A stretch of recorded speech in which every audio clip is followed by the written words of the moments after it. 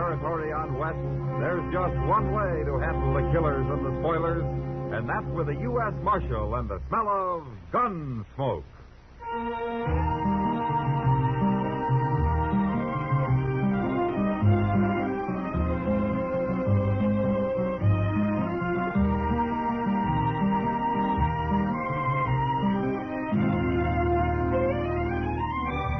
Gunsmoke, starring William Conrad. The transcribed story of the violence that moved west with young America.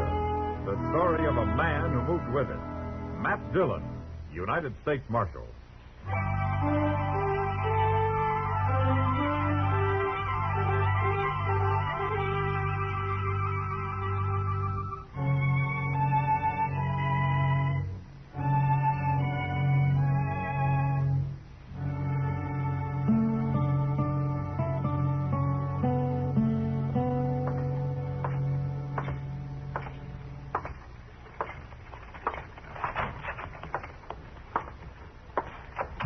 Good morning, Chester. Morning, Mr. Dillon.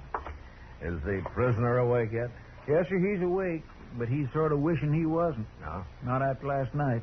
I never saw Bob Adams that drunk before. I gave him some coffee a little while ago, and you know what, Mr. Dillon? He wouldn't drink it before he poured about a spoonful of tobacco in. That's Mule Skinner style, Chester. My. Bring him out here, Yes, sir. Come on out into the sun, Adams. It's time to own up to your dark and evil ways. Well, I sure must have been drunk if I let you throw me in jail, Chester. I didn't throw you in jail. He did. But I could have. Well, howdy, Marshal Dillon. I thought you was out of town. Well, I got back late last night, Adams. Just in time to stop you from blowing the roof off the Oliver again. Oh, well, I don't even remember. Oh. There's your gun. You turning me loose? Now, you didn't commit any crimes. You were just getting worked up to some. Oh, well, thanks for stopping me, Marshal. I guess I was a little wild. Too much to celebrate, that's what. Oh, what were you celebrating anyway? Well, selling out. Selling out? Yeah. You mean you sold your freight business? Both wagons and all my mules, the whole caboodle. Yes, sir, I sold out just like everybody else. What? It happened while you was away, Mr. Dillon. Every freighter in town has sold his outfit to a man called Ivy from St. Louis. We all got a good price for him, too. More than he was worth. Well, what's this Ivy going into the freighting business so heavy for? Says he wants to invest all his money in one business, not scattered around. Well, what are you and the other men going to do now that he's bought you out? Oh, we'll blow our money for a while and then probably go to work for Ivy. You know how it is. Only man who hasn't sold out's Joe Trimble.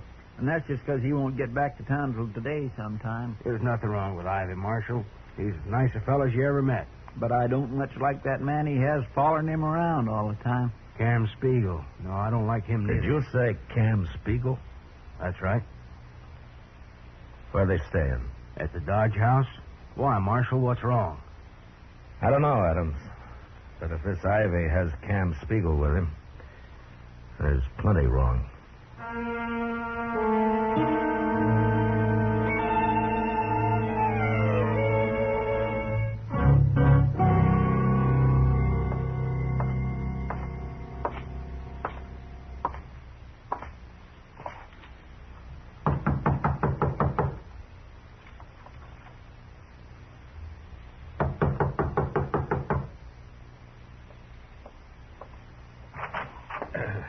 Your name, Ivy? Oh, yes, it is. What can I do for you? I'm Matt Dillon, Ivy. I'd like to talk to you. Oh, you're the U.S. Marshal here. That's right. Well, come in, Marshal, come in. I've been wanting to meet you. Well, Marshal, Dodge acquired a new citizen while you were away. Yeah. I've So set I hear. myself up in the freighting business. And as soon as I buy out Joe Trimble, I'll start running it. Well, that's fine, Ivy. But there isn't much money in freighting. None of these men you bought out are exactly rich. It's like any other business, Marshal. It depends on how it's run. Ah. You've had a lot of experience hauling freight, huh? Oh, none at all, but I hope to learn. Of course, I'll just manage the business, you understand? Uh-huh. Ivy, I'm curious about two things. tell you anything you want to know, Marshal. I realize my methods are a little unusual. Like paying these men more than their outfits are worth? Oh, I did that just to be sure nobody could say I'm unfair. And also because I don't want to be bothered with any competition once I get started. What was the other question, Marshal? Cam Spiegel. Cam. Yeah. Oh, well, he works for me. Most businessmen don't need a man like Cam around. Well, I agree, Marshal. But you see, I brought a lot of money with me from St. Louis, and I hired Cam for protection, you might say. Oh, here he is now. Cam, this is Marshal Dillon. Really is, ain't it? Oh, you know him? Me and the Marshal have known each other a long time, Ivy. Fact is, he run me out of Amarillo once. Ain't that right, Marshal? You give me the same reasons and I'll run you out of Dodge, Cam. Maybe I don't run so easy as I did then. Oh, come now, gentlemen. I'm sure there won't be any trouble. Marshal, Cam's hired as my bodyguard. And if he goes beyond that, I'll fire him. Might be too late by then, Ivy. But he can stay around. Both of you can. Till I find out what you're up to.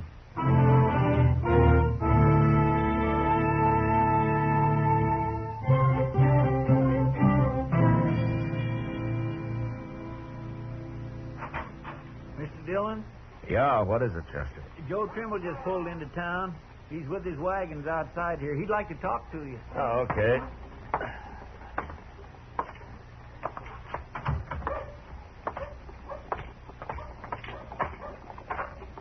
Hello, Trimble. Marshal, I couldn't leave my mules out here. I'd have come inside. Oh, that's all right.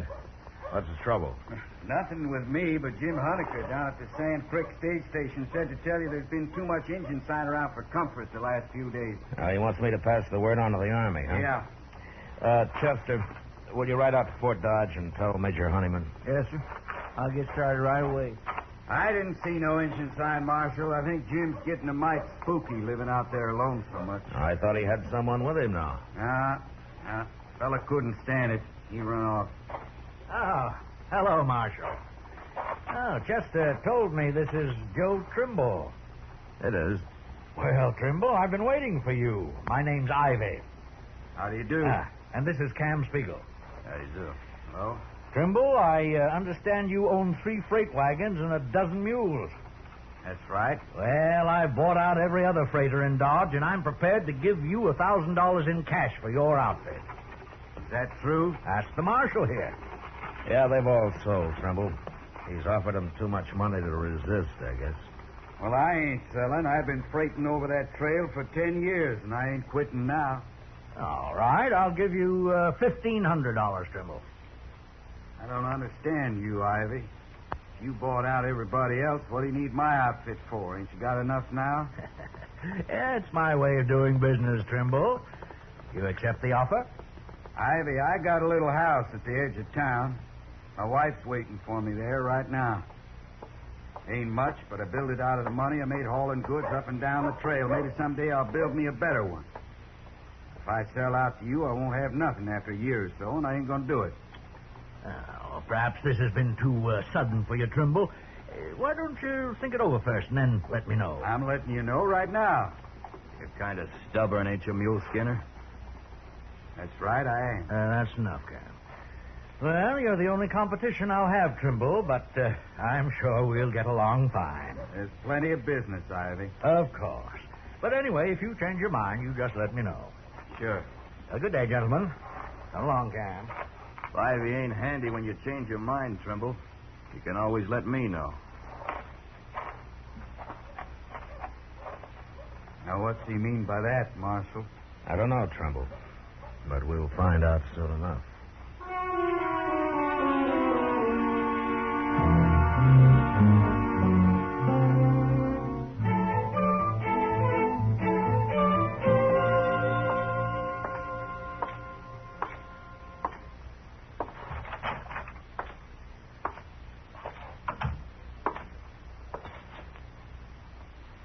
Chester, what are you doing? What is all this?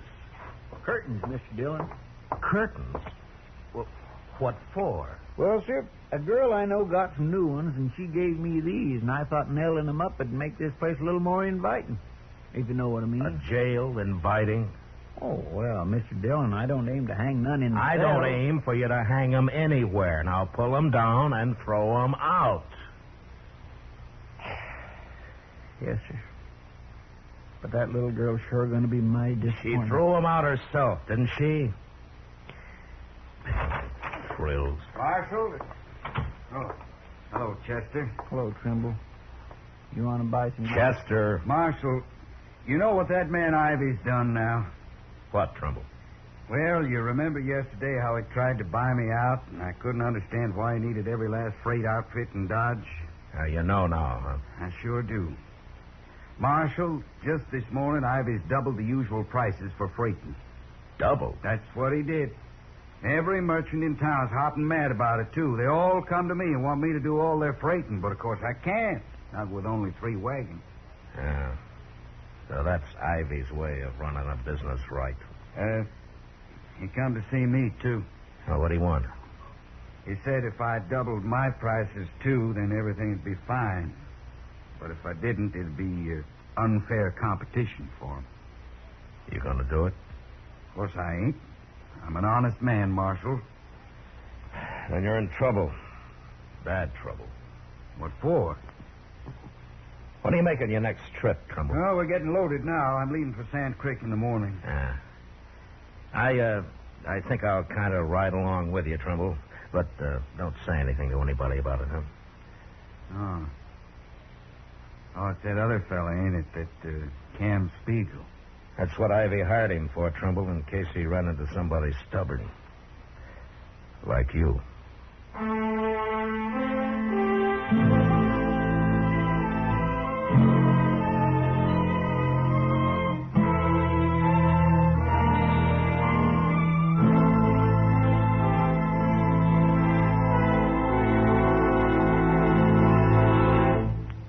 We will return for the second act of Gunsmoke in just a moment. But first, tomorrow night, CBS Radio's Gene Autry saves a father from a lifetime of regret when the parent launches a campaign to make his son prove himself a He-Man. Riding an outlaw bronco is part of the curriculum that worries Gene so much. Don't miss the Western adventures and Western songs of CBS Radio's Gene Autry Show tomorrow evening on most of these stations. Now the second act of Gunsmoke.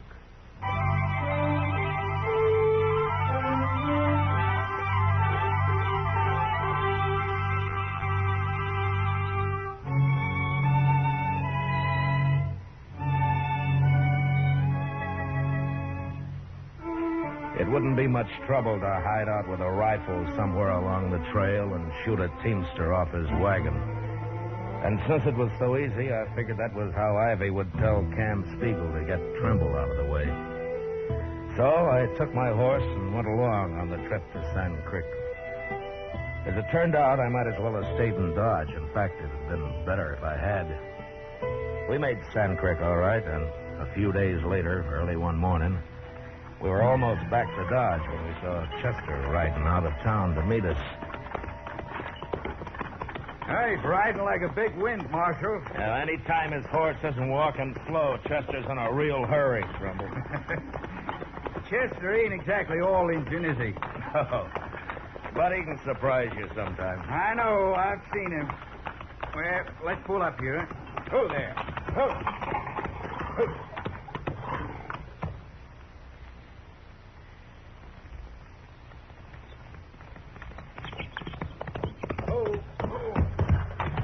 I was hoping I'd find you close by. Is there anything wrong, Chester? Yes, sir, there sure is.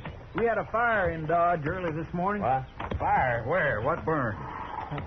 Trimble, I sure to hate to tell you, but it was your house. Was it bad, Chester? Plumb to the ground. My wife. Oh, Doc's out there with her now. She was still alive when I left. Oh. Give Trimble your horse, Chester. You can drive the wagon on in from here. Yes, sir. That's why I come to meet you. Here, Trimble. Thanks, Chester. Any idea how it happened, Chester? No, sir. Nobody has. All right, we'll see you in Dodge. Let's go, Trumbull.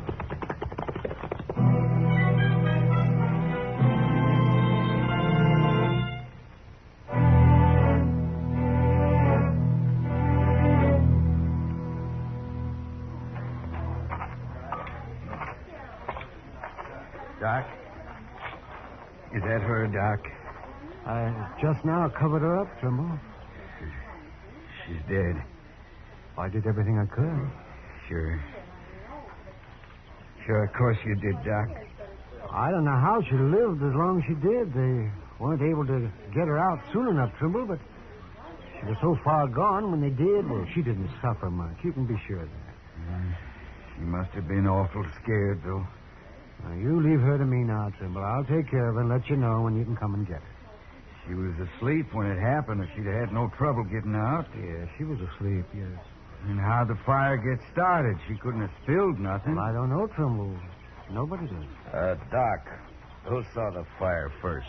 Oh, some cowboy, Matt. They say he rounded up a few men from out of the oasis, but there was nothing they could do. He didn't know there was anybody inside the house. Trimble. You out here, too, Ivy? I came as soon as I heard about it. In fact, I was at the Oasis when that rider reported it. The other men can tell you. Okay, what do I care? You have my deepest sympathy, Trimble. Now, if there's anything I can do... No, nothing. You can do something for me, Ivy. For you, Marshal? Yeah. Where's Cam? Why, he's right over there. Call him. Well, all right. Oh, Cam. Cam. What do you want, Ivy? Nothing, but Marshal Dillon seems to. He does, huh? Where were you when you heard about the fire, Cam? I was in bed, Marshal. So woke you up. Nobody. I heard people shouting. I got up. Anybody see you? I don't know. Why should they? Ivy. Yes, Marshal. You still want to buy Trumble's outfit? He might sell. No. Why, of course I do. But I'll only give you $1,000, Trimble. You've waited too long. I didn't say I'd sell you nothing. What makes you think I would? Wait a minute, Trimble. Ivy, you got a good alibi. I'm sure of that. I won't even bother to check on it. But you don't seem to have one, Cam. Now, wait a minute, Marshal. You're going too far if you're suggesting that either one of us had anything to do with this. I won't stand... Shut up, Ivy.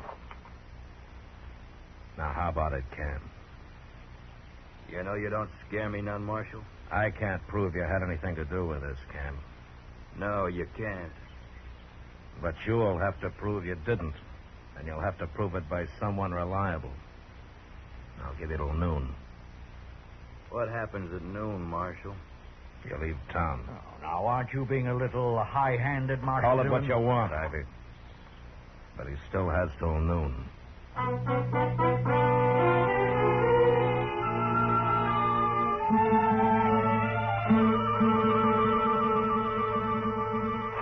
Matt? Yeah, what is it, Kitty? Matt, look at this. Huh?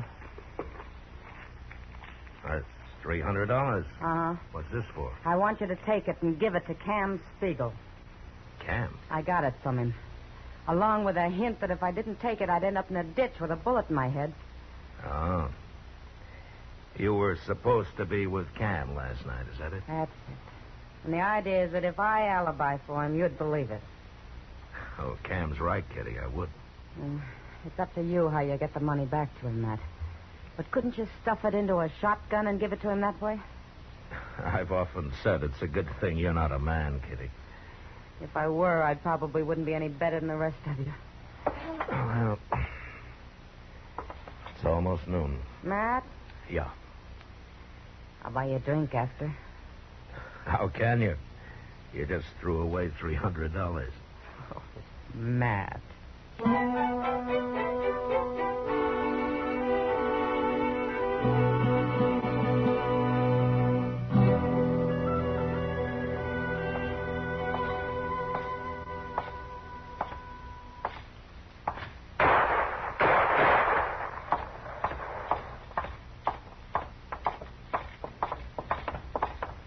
Mr. Dillon? Did you see it, Chester?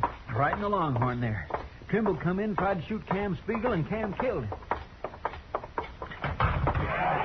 Trimble drew first, Mr. Dillon, but he just wasn't fast enough. Get out of the way, Chester. Yes, sir.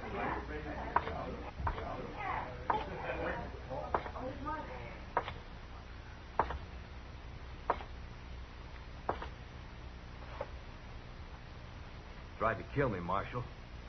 For self-defense, he drew first. Cam, I've changed my mind about your leaving town. What? You're going to jail instead. Jail? Everybody here's a witness to this, Marshal. I'm talking about Trimble's wife. I haven't got enough evidence to hang you, but you'll spend a long time in prison. Now turn around while I take your guns. Told you before, Marshal, I don't scare so easy as I once did. You're under arrest, Cam. No. Not yet, I ain't. All right, quiet, everybody. I said quiet, everybody. Ivy, come over here. That was mighty fast, Marshal. But he had it coming. He shouldn't have tried to draw on you. Trimble's dead, too, Ivy. Trimble tried to kill him, Marshal. You know that. I guess Trimble figured he had a pretty good reason. That may be. But you can't prove I had anything to do with it. If I could, I'd throw you in jail. But I'm not even going to run you out of town. Okay? You've certainly no reason to. I'll see you later, Marshal. Just a minute, Ivy.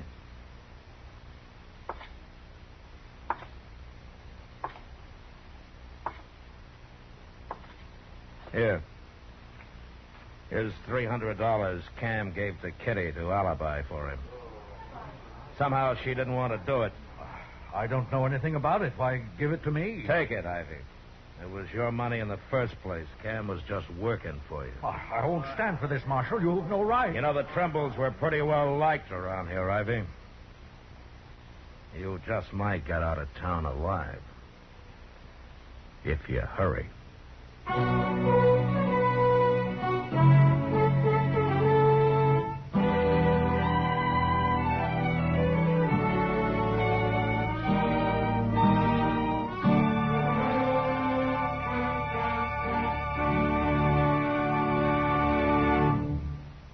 Gunsmoke, transcribed under the direction of Norman Macdonnell, stars William Conrad as Matt Dillon, U.S. Marshal.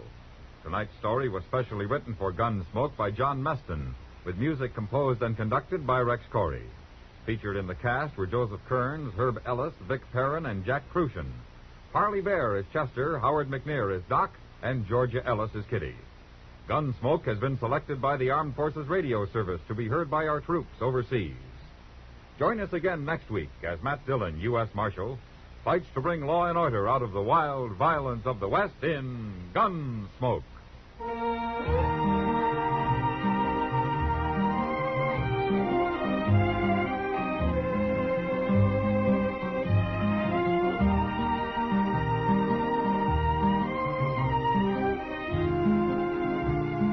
Dear listener, yours truly, Johnny Dollar, puts his signature on an action-packed mystery thriller every Tuesday evening on CBS Radio over most of these same stations. Hear Hollywood star John Lund as Johnny Dollar, the man with the action-packed expense account. He's a freelance investigator. His territory takes in the four corners of the globe. This thriller's a hit show that will keep you on the edge of your chair every single second. Tuesday night, yours truly, Johnny Dollar, is waiting just for you. George Walsh speaking. Lionel Barrymore's Radio Hall of Fame is great Sunday night drama on the CBS Radio Network.